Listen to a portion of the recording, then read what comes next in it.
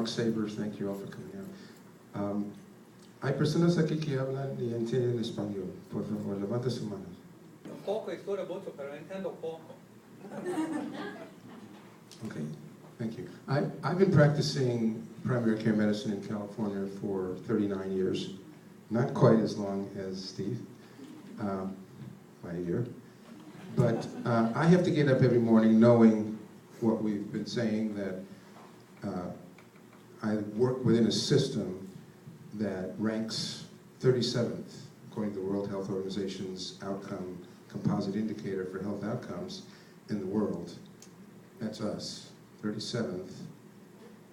And the people that I serve, who are working class people, and many of them, or most of them, are ethnic minorities, are by and large the largest group of people that are left out, and so they are the reason why a good number, a good portion of the deficit, and why we rank 37th. And there's very little I can do about that. Now, to do that, of course, we spend twice as much as you heard, $8,000 a person, while the second most expensive country in the world spends about $3,500 to $4,000 a person, and all that money is just flowing out of the healthcare system and process. But I'm particularly mad as hell these days because we have a simple solution, and yet when it came to debating the healthcare reform in Congress, all of a sudden it was off the table. And what that means, actually, is that the people of the United States are not entitled to hear the debate and to see their elected representatives vote on such things. They don't really understand what's going on. They're kept in the dark, and we do not have a democratic process. Our democracy has been basically stolen from us. That's what off the table means. And this is not the only thing that's been taken off the table, and I don't have time to go into other aspects of that.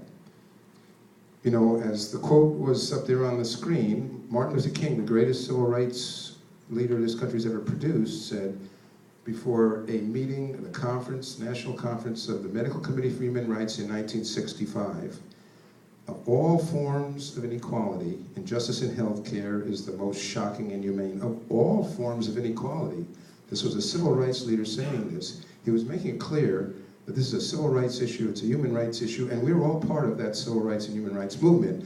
And yet we've let 45 years go by without addressing that key issue of rights. Now the chickens are coming home to roost, and people are losing a lot of rights.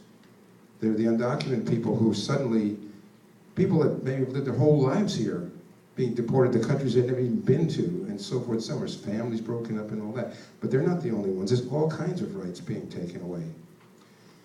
So it strikes me that we have been working very hard, many of you here too, to try and build a movement for single payer. And as you know, it passed twice the legislature in California, and this year it was simply taken off the table and not voted on by the Assembly Speaker, and just as it was tabled in Washington, and we are being disregarded and so forth. But it strikes me that the only way that the politicians are going to pay attention is if we rebuild that civil rights movement. And we have to turn the face outward of this movement. It's great to see so many people here in a small area, but we have to turn that movement outward and unite it with the struggle for rights, for general rights, a general social movement for political rights.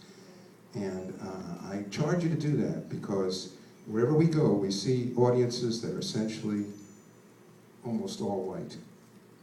And that's not what the population of California looks like, as you know. Most people in California right now are made up of ethnic minorities. So we're not reaching those people, and we have to figure out how to do it, and I urge you to do that within your organization here and grow in that kind of a way. Thank you.